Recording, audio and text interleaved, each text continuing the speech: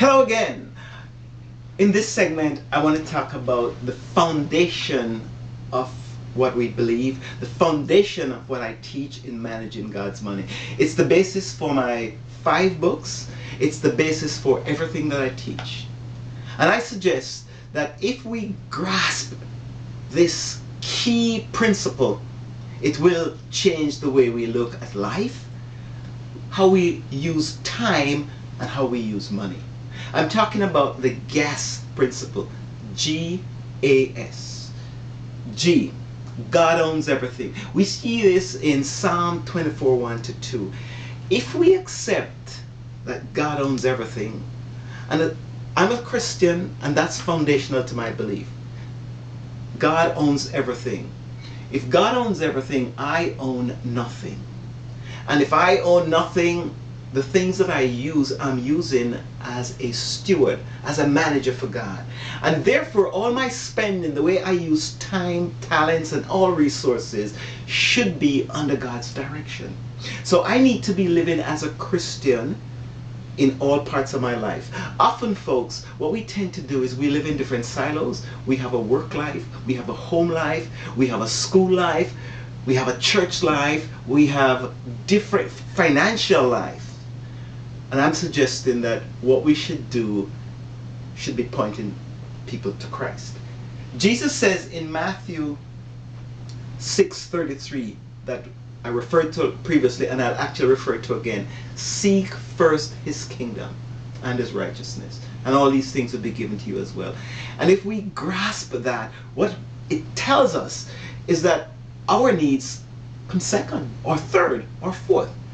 His goals, his things that he has placed on our heart are ahead of our personal demands. So if God owns everything and we own nothing, we are stewards. And therefore we should operate as stewards. If I'm going to buy a car, if I'm going to buy a house, whatever I'm going to do, I need to seek God's direction. That's really what it's saying. We see it also in Colossians 1:16. The A in the GAS principle says, accept what you have. Hebrews 13:5, accept what you have. It doesn't mean that I accept what I have and I put my head in the sand. No, it means that I understand that to move ahead, I need to look at where I am and experience where I am. It's like a GPS system. If you're plotting your path, first you have to identify where you are so the map can be drawn. That's what we're talking about. Accepting where you are. It means also accepting who you are and accepting what you have. I love 2 Kings 4:1-7. In the widow there who had nothing but a little oil, and what she found was a little oil went a long way. And most folks, you would say to them, how are things going? And they said, I need more, I need more. But have we looked at the oil that we have? It will go a long way. When we accept who we are, what we have, where we are able to look beyond our circumstances, understanding that God is going to take us through our circumstances. So you might be deep in debt and panicking and worried, but God might be there saying to you, hey, there is a path out. So when we are totally absorbed in our circumstances, not accepting them, but rather would like to change them, we miss what God brings our ways. So I'm suggesting the A in the GAS principle will help us take our eyes off our circumstances while living in our circumstances.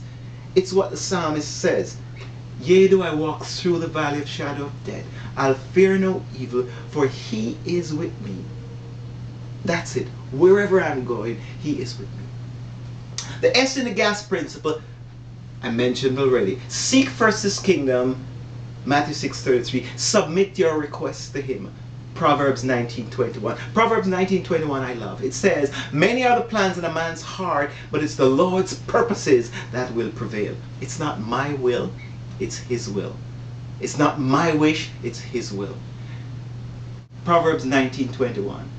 Often we want to pray to change our circumstances, but folks, I think it's better, like Isaiah's servant in 2 Kings 6:17, for us to pray to change our eyes, change our heart, so we can see what has already been prepared for us.